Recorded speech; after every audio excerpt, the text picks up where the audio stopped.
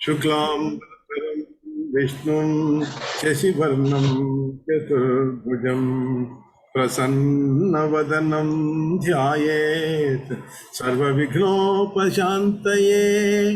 अगजा आननपद्मार्कं गजाननम् अहर्निशम् अनेकदं तं भक्तानां एकदन्तम् उपास्महे एकदन्तम् उपास्महे। ओम गजाननाय नमः, ओम वरसिद्धिविनायकाय नमः, ओम मंगलप्रदाताय नमः, ओम जानकी प्राणदाताय नमः,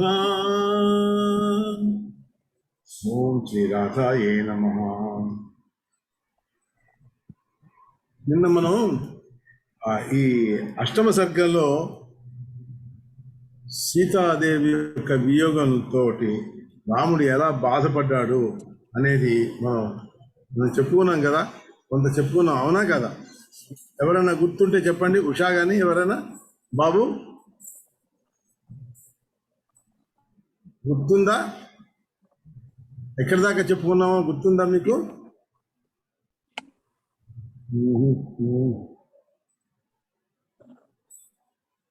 ఆయన సరే. రామో మాయావినం హత్వా రాక్షసం కామరూపిణం ప్రతస్థే స్వాశ్రమం గంతుం తతో దూరాద్ దదర్శతం. ఆ మాయావి అయినటువంటి ఆ మారీచుణ్ణి వధించేసి తన ఆశ్రమానికి వస్తూ ఎదురుగుండా దైన్యంతో శుష్కించినటువంటి ముఖం కలిగినటువంటి ఆ లక్ష్మణుని చూశాట. ఆయాంతం లక్ష్మణం దీనం ముఖేన పరిశుష్యత రాఘవశ్చింతయామాస స్వాత్మన్యేవ మహామతి. ఇది చెప్పాను నిన్న, ఆయన మళ్ళీ చెప్తాను. తను మనసులో అనుకుంటున్నాడు, నేను ఈ లక్ష్మణుడికి ఈ సంగతి చెప్పలేదు.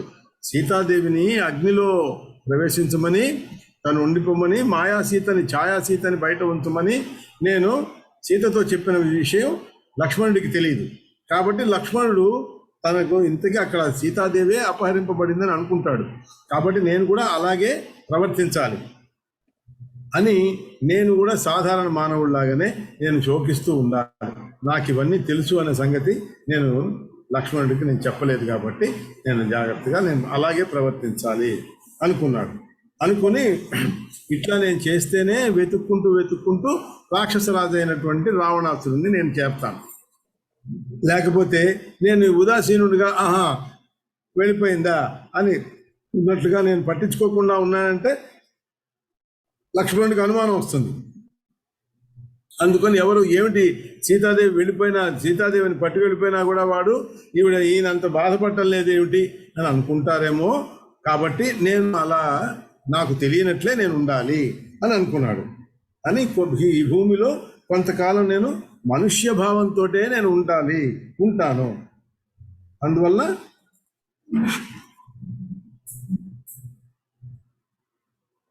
ఈ నా చరిత్ర వింటారు కదా. మాయా మానుష వేషంతో నేను ఉన్నటువంటి వాళ్ళు అంటే వాల్మీకి రామాయణంలో ఇలా చెప్పలేదు. వాల్మీకి రామాయణంలో ఏం చెప్పారు?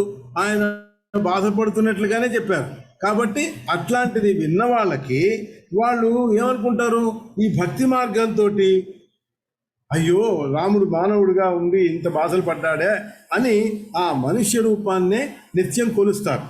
అందువలన అది వాళ్ళు అలా కొలవాలి, వాళ్ళు కొలిచి వాళ్ళకి ముక్తి లభిస్తుంది అనే విషయం అనుకొని అప్పుడు లక్ష్మణుడితోటి ఇలా అంటున్నాడు, ఏమయ్యా లక్ష్మణ, నా ప్రియురాలని అయినటువంటి సీతని ఎక్కడ విడిచిపెట్టేసి వెళ్ళిపోయావు? కిమర్థమాగతో అసిత్వం సీతాం త్యక్త్వా మమ ప్రియాం సీతా నా భక్షిత నాపి రాక్షసే జనకాత్మజ. ఆ జనకాత్మజ అయినటువంటి ఆ సీతాదేవిని రాక్షసులు ఎవరైనా భక్షించారేమో. లక్ష్మణ ప్రాంజలి ప్రాహ సీతాయా దుర్వచోర్వన్. సీతాదేవి నన్ను చాలా దారుణంగా మాట్లాడింది, కాబట్టి నేను అది దారుణంగా ఆవిడ మాట్లాడుతోంది. హా లక్ష్మణేతి వచనం రాక్షసోక్తం సుతంతయ. హా లక్ష్మణ, హా సీత అనే కేకలు వినబడేటప్పటికీ ఆవిడ విపరీతంగా దుఃఖించి నాతో మాట్లాడుతున్నది. వెళ్ళు వెళ్ళు వెళ్ళు అని. తద్వాక్య సదృశం చుత్వా మాం గచ్చేతి త్వరా బ్రవీత్. ఇంక వెంటనే తొందరగా వెళ్ళబోయా. రుదంతి సా మయా ప్రోక్త దేవి రాక్షస భాషితం. అప్పుడు నేను అన్నాను, నువ్వు ఎందుకమ్మా నువ్వు భయపడతావు? ఇదంతా రాక్షసుల మాటలు, నువ్వు దానికి భయపడకు. నే ఇదం రామస్య వచనం. రాముడు ఇలా మాట్లాడతాడా? స్వస్థాభవ శుచిస్మతే.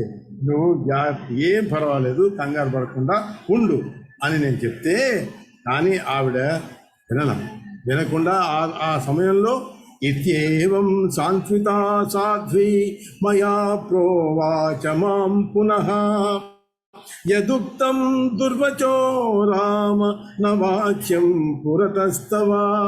అప్పుడు ఆవిడ నన్ను అన్నటువంటి మాటలు నీ ఎదురుగుండా నేను పలకలేను రామా అని అంటున్నాడు. అని అందువలన నేను బయలుదేరి రావాల్సి వచ్చింది.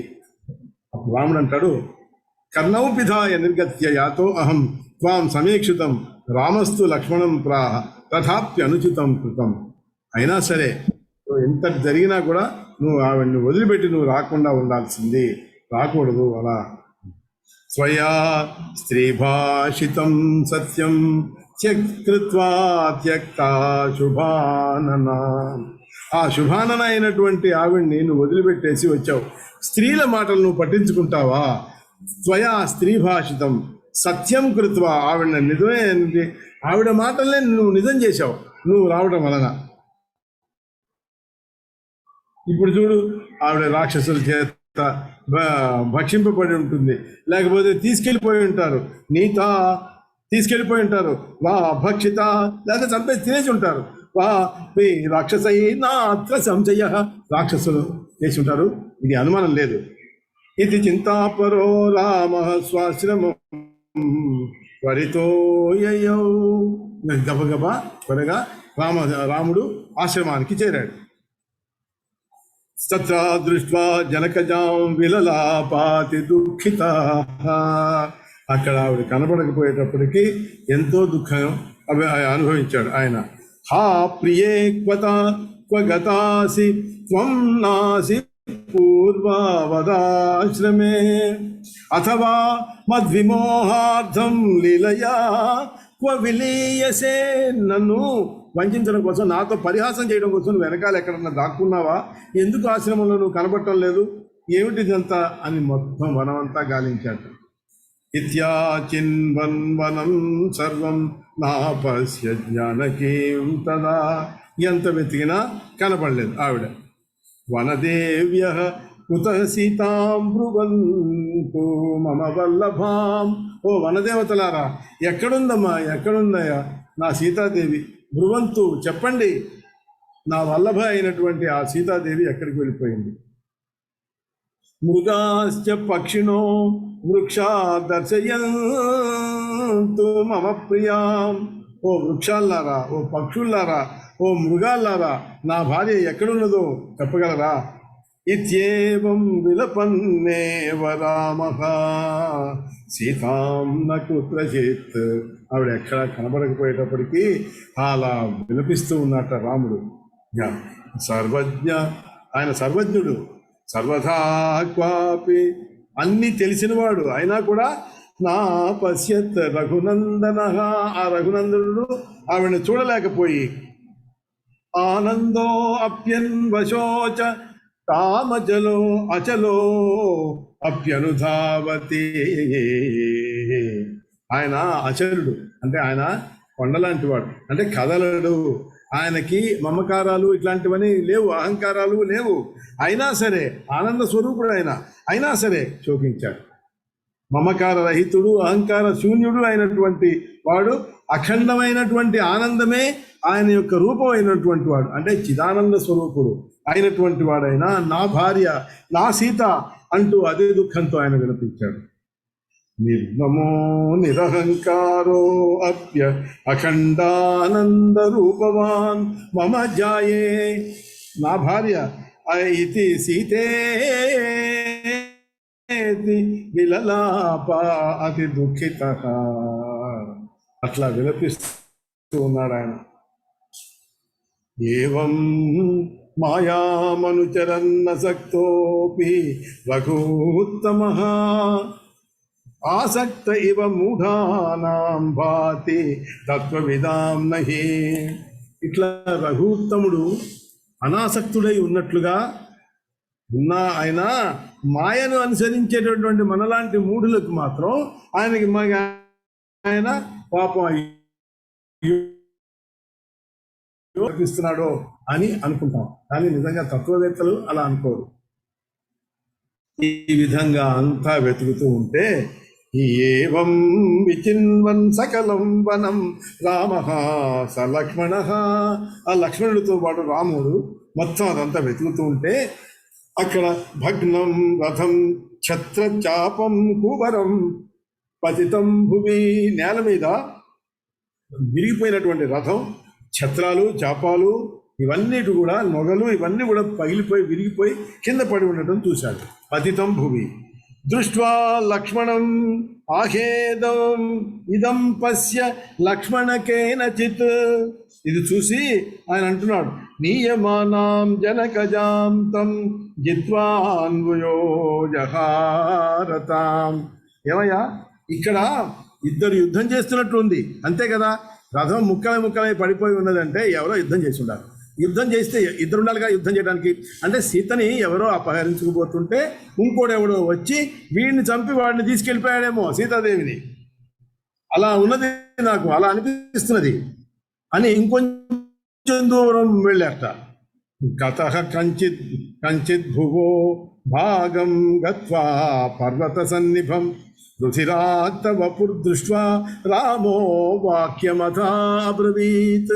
అలా ఇంకొంచెం దూరం నడిచేటప్పటికి పర్వత సన్నిభం, కొండలాంటిది ఒక రుధిర అక్త అంటే ఆ నెత్తులతో ఉన్నటువంటి శరీరం, వపుహు అంటే శరీరం, దాన్ని దృష్ట్వా చూసి రాముడు ఇలా అంటున్నాడు ఏష వై భక్షయిత్వా తాం జానకీం శుభదర్శనాం. శుభదర్శన అయినటువంటి జానకీదేవిని వీడు, ఈ పర్వతాకారుడైనటువంటి వాడు భక్షయిత్వా తృప్తితోటి చేతే వివిక్తో అతితృప్త పశ్య హస్మి నిశాచరం. వీడు ఒక నిశాచరుడైనటువంటి రాక్షసుడు ఇట్లా పక్షి రూపంలో ఇలా ఉన్నాడు, జానకీదేవిని తినేశాడు. చూసావా, చాపమానయ శీఘ్రం, నా చాపాన్ని తీసుకురా ఇక్కడికి, శీఘ్రం మే బాణం చ రఘునందన, నేను బాణంతో ఇతన్ని ఇప్పుడే నేను చంపేస్తాను, నా బాణాలు చాపాలు తీసుకురా. తచ్చుత్వా రామవచనం జటాయు ప్రాహ భీతవత్. అక్కడ పడి ఉన్నది ఎవరు? జటాయు.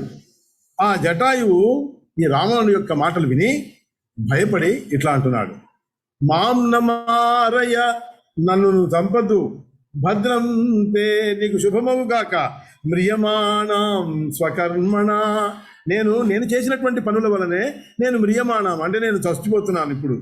అహం జటాయు, నేను జటాయువును, తే భార్యాహారిణం సమనుద్రత, నీ యొక్క భార్యను రావణాసుడు ఎత్తుకుపోయాడు, వాడు తీసుకెళ్ళిపోతున్నాడు, వాడిని వెనకాల నేను అనుద్రత, నేను వాడిని వెంబడించాను.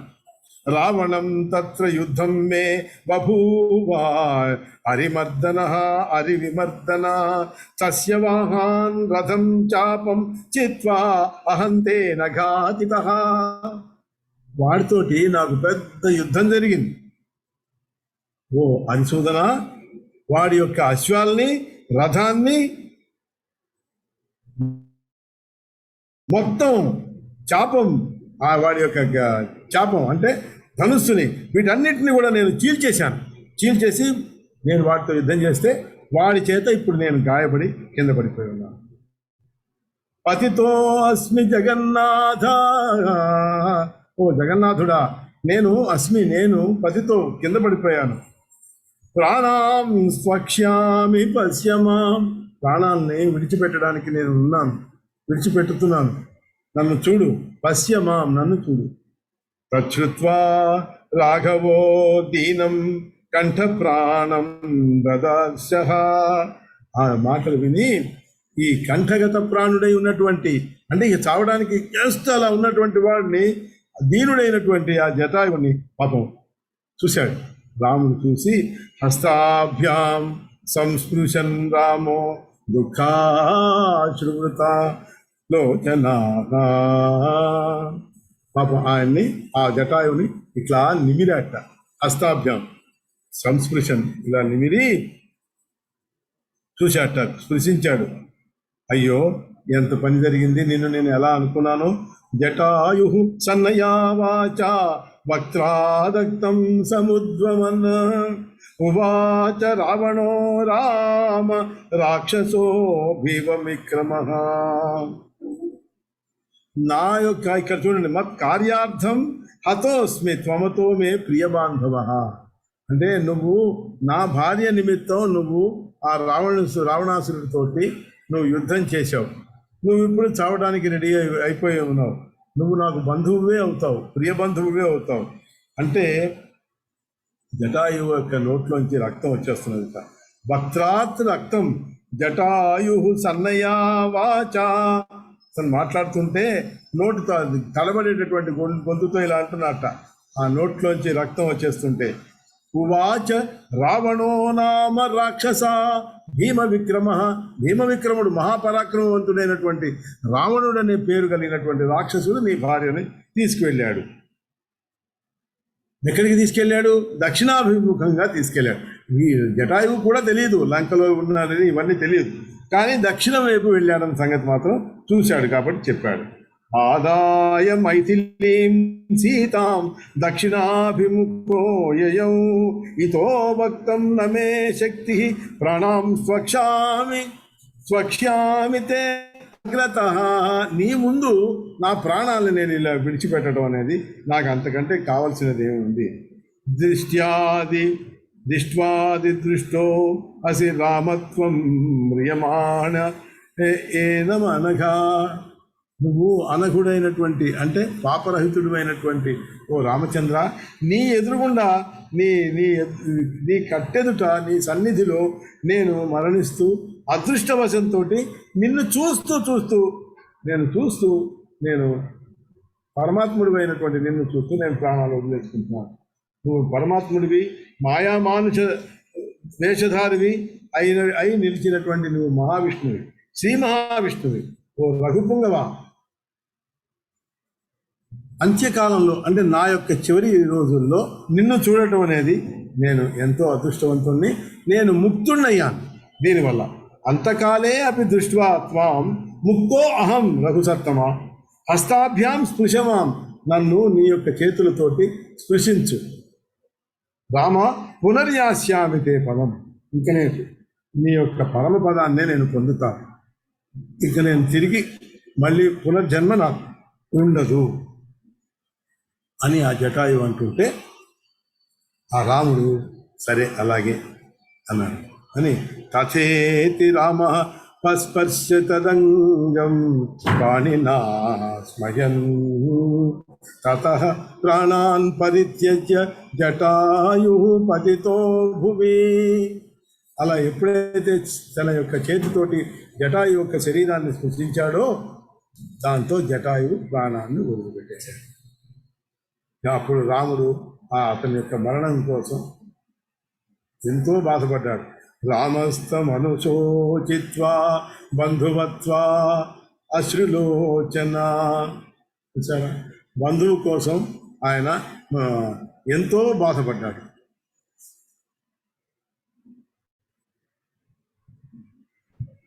అతను ప్రియ బంధువు అని చెప్పుకున్నాడు కదా. లక్ష్మణేన సమానాయ కాష్టాని ప్రదదాతం. అతనికి దహన క్రియలు చేయడం కోసం కాష్టాలు అంటే కట్టెలు తెప్పించుకొని ఆయనకి దహన క్రియలు చేశాడు. విరాధుడికి గోతులో పాతి పెట్టాడు, ఈయనకి దహన క్రియలు చేశాడు. ఇంకా అంటే దహన క్రియలంటే ఒక్కొక్కళ్ళకి, రాక్షసులకి వేరు, వీళ్ళకి వేరు, వాడి యొక్క అంత్యక్రియలు అలా చేయాలన్నమాట. ఇక అప్పుడు రాముడు, అందులో ఇతను బంధువు, తర్వాత తన యొక్క తండ్రి యొక్క స్నేహితుడు కాబట్టి ఆ జటాయువుకి ఆ దహన క్రియలు చేసి లక్ష్మణ సహితుడై స్నానం చేసి, అక్కడ ఒక సంస్కృతంలో ఒక ఇది చెప్తారు, యదన్నం పురుషో అశ్నాతి అన్నమాట, తదన్నాస్తస్య దేవతా. అంటే దేవతలకి ఏ ఏ అన్నం పురుషులకి అశ్నాతి అంటే ఇప్పుడు మనం ఏది భోజనం చేస్తామో అదే దేవతలకు కూడా మనం పెట్టాలి. అర్థమైందా? దేవతలకి మనం పితృదేవతలకి వాళ్ళకి పెట్టే అన్నం, పెట్టేటటువంటి ఇది అదేదో ఒకటి చిన్న పెసరపప్పు ముక్కలో ఏదో 2 ముద్దలు వేయడం కాదు. మనం ఏది తింటున్నామో అదే వాళ్ళకు కూడా ఆ తర్పణం కింద ఇవ్వాలి. అదే చెప్తున్నాడు. యదన్నం పురుషో అశ్నాతి తదన్నాస్తస్య దేవతా అనేటువంటి వాక్యానుసారం గృధ్రోచితముగా, గృధ్రం అంటే జటాయు, ఇది ఈ పక్షి, ఈ పక్షికులకు ఎలా చేయాలో ఉచితంగా అంత్య ఇష్టి సంస్కారము, చివరికి చేయవలసినటువంటి సంస్కారం, దాన్ని శ్రాద్ధ తర్పణాధికారుల్ని జాగ్రత్తగా వాళ్ళు నిర్వర్తించారు. ఆయన చేసి తర్వాత రాముడు చెప్పాడు, ఇత్యుక్త్వా రాఘవ ప్రాహ జటాయో గచ్చ మత్పదం. నా యొక్క పదాన్ని, మత్పదం అంటే నా యొక్క విష్ణు పదానికి నువ్వు వెళ్ళు, చేరుకో. మత్సారూప్యం భజస్వాద్య సర్వలోకస్య పశ్యతః. నువ్వు అందరూ సర్వలోకులు చూస్తూ ఉండగా నువ్వు నా సారూప్యము పొందుము అన్నాడు. సారూప్యం అంటే మోక్షంలో 4 రకాలని చెప్పుకున్నాం అంతకు ముందు. ఇప్పుడు వాటిల్లో సారూప్యం అంటే తనలాంటి ధారణ, శరీర ధారణ, అలాగే అది చూస్తుంటే తననే చూస్తున్నట్టు ఉంటుంది. అలాంటి దాన్ని సారూప్యం అంటారు. ఆ సారూప్యమైనటువంటి దాన్ని నువ్వు పొందు అన్నారు. ఇక అప్పుడు జటాయువు దివ్యమైనటువంటి సుందరమైనటువంటి రూపాన్ని పొంది, తతో అనంతరమేవాసౌ దివ్యరూపధర శుభ విమానవరమారుహ్య భాస్వరం భానుసన్నిభం. సూర్యుడితో సమానమైనటువంటి ఆ విమానం కాంతులతోటి వచ్చిన దాని మీదకి ఆయన ఎక్కాడు.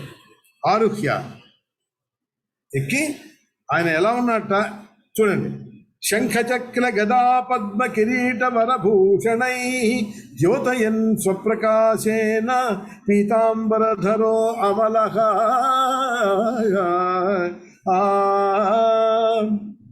అతడు చూడు, ఇప్పుడు ఆయనకి మహావిష్ణువు వైకుంఠంలో ఆయనకి విష్ణు పార్షదులు అని ఉంటారు కదా, ఆ విష్ణు పార్షదులు వాళ్ళు కూడా విష్ణువు యొక్క రూపంలోనే ఉంటారు. అంటే వాళ్ళకి కూడా శంఖము, చక్రము, గద, పద్మం ఇవన్నీ కూడా వాళ్ళకి కూడా ఉంటాయి.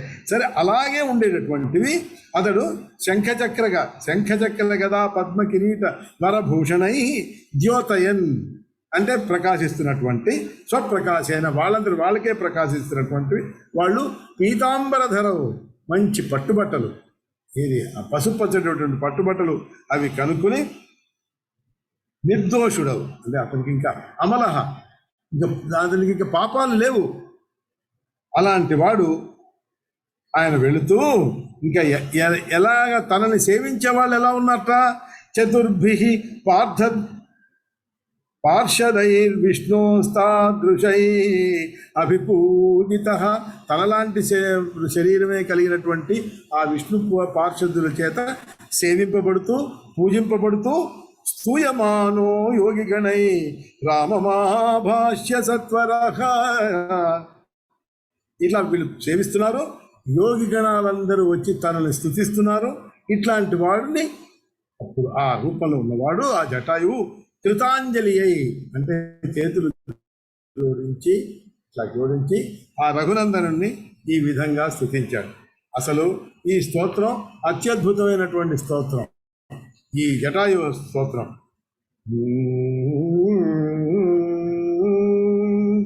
అగణిత గుణం అప్రమేయమాద్యం సకల జగత్ స్మృతి సంయమాదిహేతుం ఉపరం అపరమం పరాత్మభూతం సతతం అహం ప్రణతోస్మి రామచంద్రం. అగణిత గుణం అంటే అసలు నీకు లెక్క పెట్టడానికి వీలైనటువంటి గుణగణాలు కలిగినటువంటి వాడివి, మనోబుద్ధులకి అందనటువంటి వాడివి, పరముడు కారణమైనటువంటి వాడివి, సకల జగత్ సృష్టికి లయకానికి కారణమైనటువంటి వాడివి నువ్వు. ఇట్లాంటి నిన్ను ఇంకా ప్రపంచానికి దూరంగా అనాసక్తుడిగా ఉండేటటువంటివి నిన్ను నేను సతతం అహం ప్రణతోస్మి, ఎప్పుడు నిన్ను నేను వందనం చేసి పూజిస్తాను. రామచంద్ర నిరవధి సుఖం ఇందిరా కటాక్షం క్షపిత సురేంద్ర చతుర్ముఖాది దుఃఖం నరవరం అనిశం నతోస్మి రామం వరదం అహం వరచాప బాణహస్తం. అఖండమైనటువంటి ఆనంద స్వరూపుడు. నిరవధి సుఖం అంటే ఏమిటి? నిరవధి అవధుల్లేనటువంటి సుఖం అంటే ఆ ఆనందానికి అవధులే లేవుట. అలాంటి పరమానందాన్ని పొందుతున్నటువంటి అతడు ఇందిరా కటాక్షం, లక్ష్మీదేవి చేత కూడా పూజింపబడేటటువంటి వాడు, లక్ష్మీ కటాక్షానికి ఏకైకమైనటువంటి లక్ష్యమైనటువంటి వాడు. తర్వాత క్షపిత సురేంద్ర చతుర్ముఖాది దుఃఖం, సురేంద్రుడు ఇంద్రుడు బ్రహ్మకి వీళ్ళందరి దుఃఖాన్ని పోగొట్టేటటువంటి వాడు. నరవరం మనుషులలో అత్యంత గొప్పమైనటువంటి శ్రేష్ఠుడైనటువంటి వాడు. అలాంటి వాడు అనిశం ఎల్లప్పుడూ నాతో స్మి, నేను నీకు నేను వినతిగా నత అంటే వంగి నిన్ను నమస్కరిస్తున్నాను. ఓ రామ వరదం అహం, నాకు వరాలు ఇచ్చినటువంటి వాడివి. వర చాప బాణహస్తం, నీవు అత్యంత శ్రేష్టమైనటువంటి బాణం, చాపం ఇవన్నీ నీ హస్తంలో ధరించినటువంటి వాడు. జటాయువు ఈయన యొక్క స్తోత్రం చేస్తున్నాడు. త్రిభువన కమనీయ రూపమీఢ్యం రవిశతభాసురం ఈహిత ప్రదానం శరణదం అనిశం సురాగమూలే కృత నిలయం రఘునందనం ప్రపద్యే. ఇప్పుడు ఆయన త్రిభువనానికి కమనీయమైనటువంటి రూపం కలిగినటువంటి వాడు, అనేకమైనటువంటి సూర్యప్రభా భాసమానుడు, తర్వాత అభీష్ట ప్రదాయకుడు, శరణాగత రక్షకుడు, భక్తజనుల యొక్క హృదయంలో నివసించేవాడు అయినటువంటి ఆ రఘునందనుడిని నేను స్తుతిస్తున్నాను. ఆయనకే నేను శరణు కోరుతున్నాను అని జటాయువు ప్రార్థిస్తున్నాడు. ఇంకా ఇది చూడండి. భవ విపిన దవాగ్ని నామధేయం భవముఖ దైవతం దయాళుం ధనుజపతి సహస్రకోటి నాశం రవితనయా సదృశం హరిం ప్రపద్యే. భవ విపిన అంటే సంసారం సాగరం అంటారే, ఇక్కడ ఏమంటున్నాడు ఈయన? అరణ్యం. విపినం అంటే సంసారం అనేటువంటి అరణ్యంలో దవాగ్ని వస్తుంది కదా, దావాను. ఆ అరణ్యానికి అది కాల్చేటటువంటి అంటే ఈ సంసారం అనేటువంటి అరణ్యాన్ని కాల్చేటటువంటి పేరున్నవాడు నువ్వు. అంటే నువ్వెవరివి? సంసార దవాగ్ని, సంసార సాగర విపినాన్ని, అరణ్యాన్ని నువ్వు కాల్చివేసేవాడివి. అట్లాంటి పేరు ఉన్నటువంటి వాడు అంటే